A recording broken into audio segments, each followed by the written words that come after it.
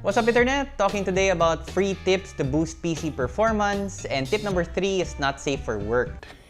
Yeah, boy. So if by some miracle you're in an actual office, you might want to wait until you get home.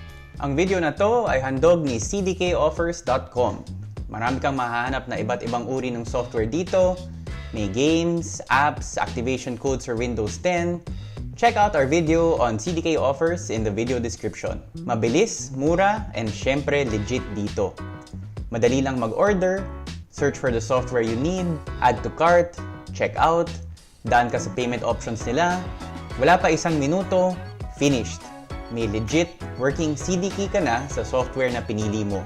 Gamitin ang aming promo code para makakuha pa ng extra 20% discount sa purchase mo.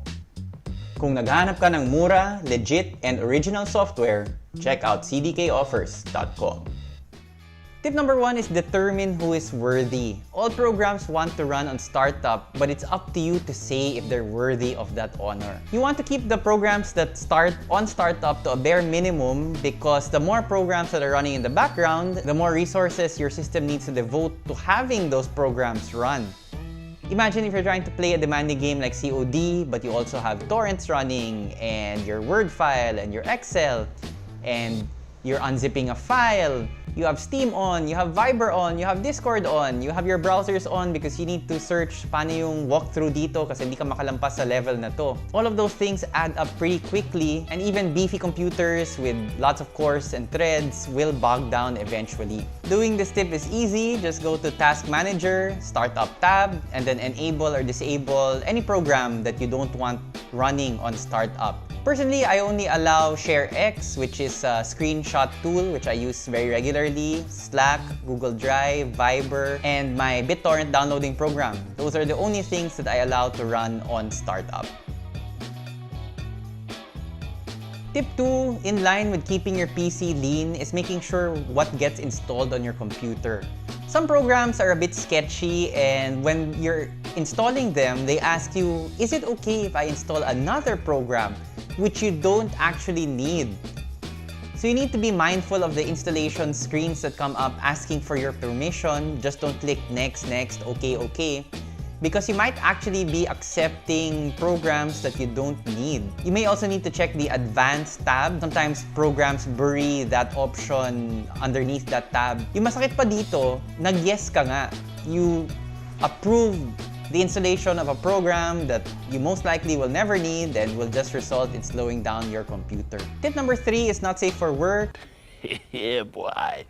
And as they sing in Avenue Q, The internet is really, really great.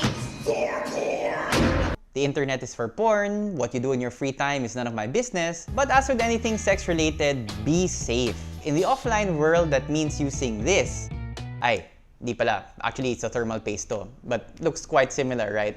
In the offline world, you take steps to be protected. The same needs to be done for your online activities. Online protection means being careful about where and what you click. Don't click any of those banners that you find on those sites. Don't click on the banner saying 10 beautiful girls are waiting for you in Quezon City.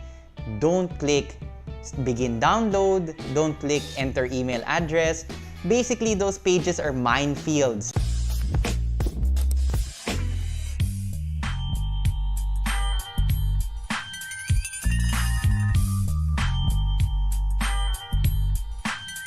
Ginagawa mo?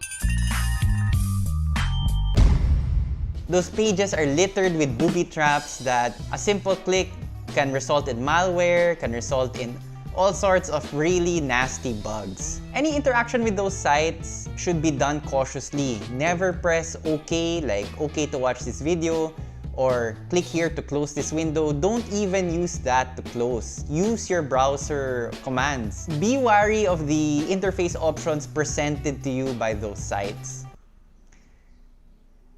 Sa totoo lang, ginawa ko lang tong video na to so that I would have an excuse to my wife if she caught me surfing these sites. I could say na, oh, it's for work. Hirap ng trabaho ko, no? Tip 4, if you do get spyware or bloatware, you'll need a good program to remove them. And if you've watched Pwede Magtanong, our live tech show, we're always recommending Super Anti-Spyware. It might have a goofy name, it might have an interface that hasn't been updated since the time Erap was president, but the thing actually works. And in our experience, it actually removes some programs which other anti-spyware things cannot remove or aren't even able to detect. Tip 5, we're done with the porn, so now we're down to the boring stuff, and you hear this all the time, update your drivers.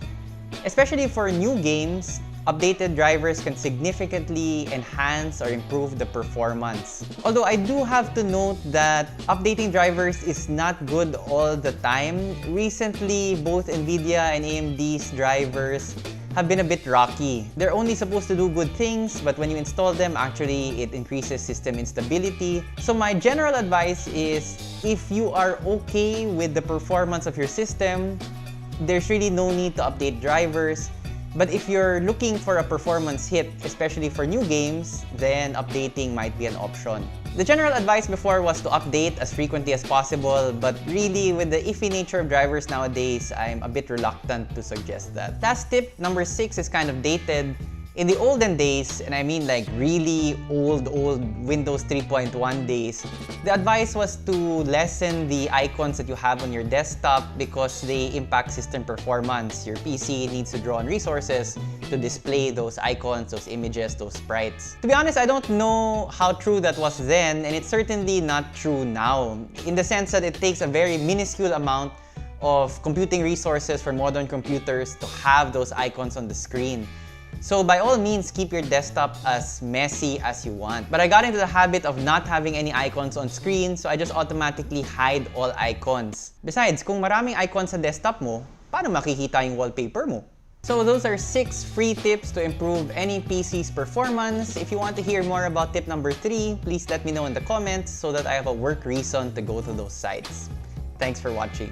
Thanks for watching, Internet, and special thanks to our top fans, Christian Espinosa, John Ruben Ocha, ITX Addict, Ian Meru, Richard Ongkinko, Leah Magnaye, and Dom H. Maraming salamat po.